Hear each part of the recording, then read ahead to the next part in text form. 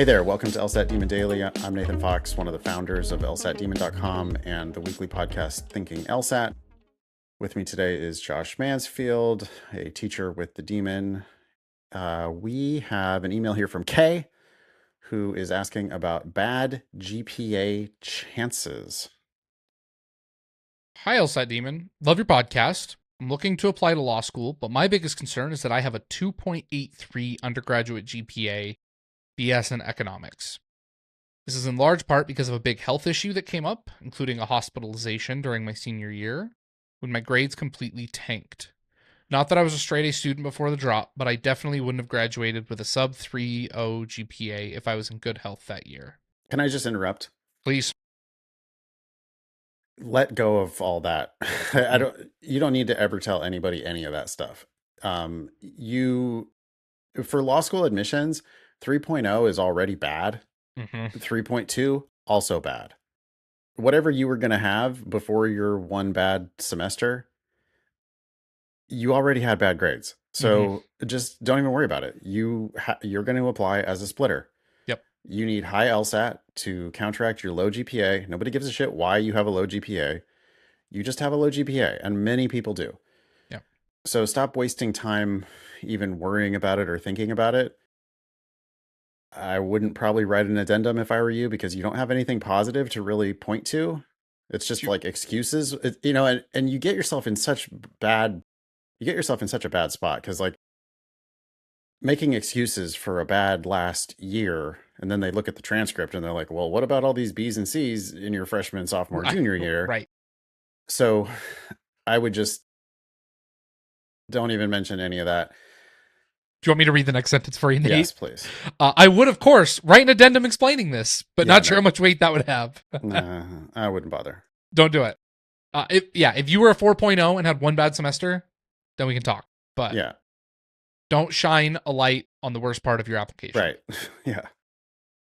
I've been consistently scoring 178 to 179 in my LSAT practice tests, and I'm confident that I'll perform similarly on test day. Great. You're going to be a splitter. That's great. Yep. I mean, you could probably get a full ride to a school like WashU with those numbers there. Exactly. WashU admits and gives huge scholarships to people like that, because they're like, well, fine, you're going to lower our median GPA, but you're going to raise our median LSAT. Cool. Yep. I'm about 6 years out of undergraduate and have work experience in international development and public sector consulting. I've completely turned my life around, and I don't think my undergraduate GPA is a predictor of how well I will do in law school, but I understand that it might not appear that way to an admissions committee. I'm curious to hear your thoughts on what schools I would be a competitive applicant for, both T14 and non-T14, whether I should still try to aim high, whether my work experience and high test scores set me apart, and what my best course of action would be. Looking for brutal honesty, and looking forward to hearing your feedback. Thanks in advance. Best, K. I mean, go to lsatdemon.com/scholarships, put in your 2.8 and a 179, or I will go 178. And then just hit search. We don't have any geographical information or restrictions from you.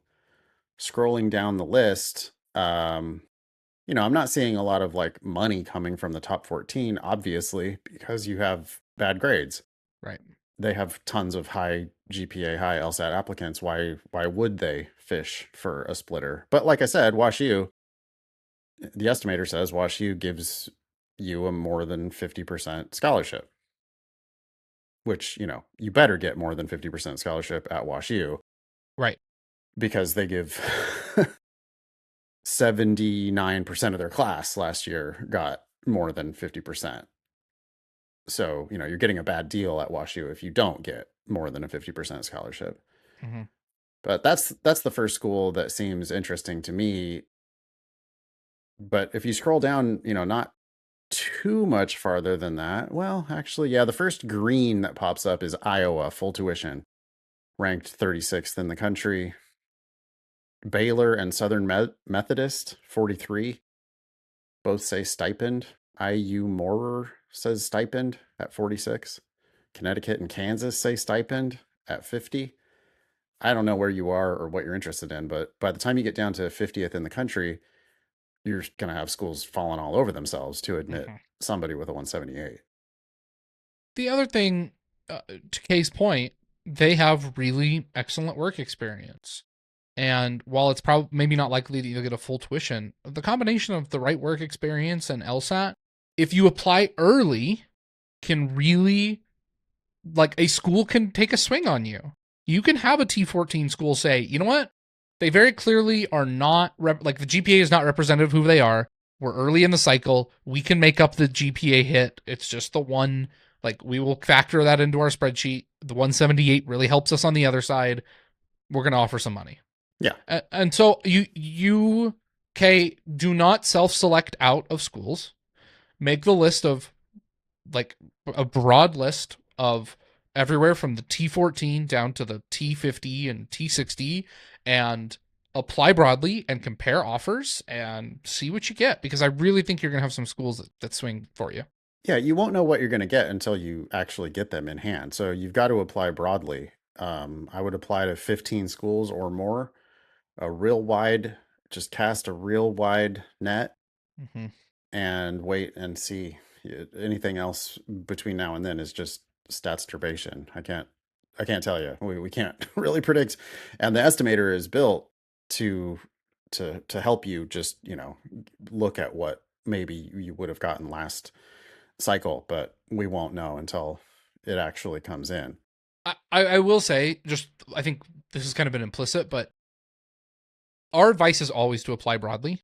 Yes. It is especially true for people who are splitters. It is especially true because you don't know what day you're going to catch an admissions officer who looks at your resume and goes, man, we're just going to eat that GPA because this person's a rock star.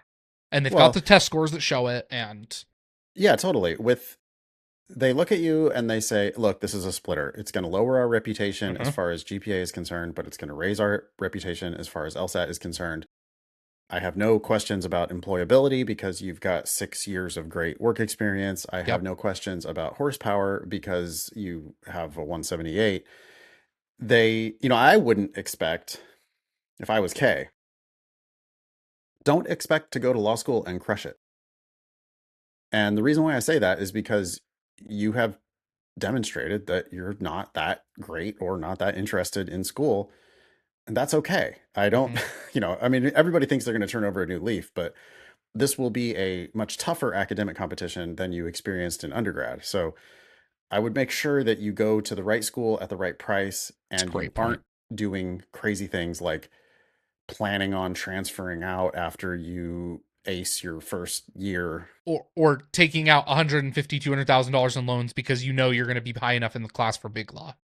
Right. Yeah. I mean, I would go to a school where even the middle of the class makes it to big law. If that's what you want to do is big law. I would go to a school that has significant enough big law placement, or I would go to a school on a scholarship where the risk is significantly diminished, because it's just not that common that people who had bad undergraduate grades end up having great law school grades. It's quite the opposite. Yeah. Everybody who goes to law school, almost everybody who goes to law school, had great undergraduate grades. Then they get to law school and they have to compete with each other on a strict curve. And almost everybody's grades get worse in law school. Yeah. Not better. Yeah. But you've clearly got the horsepower to do it, and law schools are going to see that. So I don't think you have anything to worry about. Yeah, apply broadly, go for the right price. Anything else for Kay? I hope that was brutally honest enough. Thank you for writing in, Kay. Email daily at lsatdemon.com if you'd like to ask us a question or share some LSAT or law school admissions news. Thanks for listening.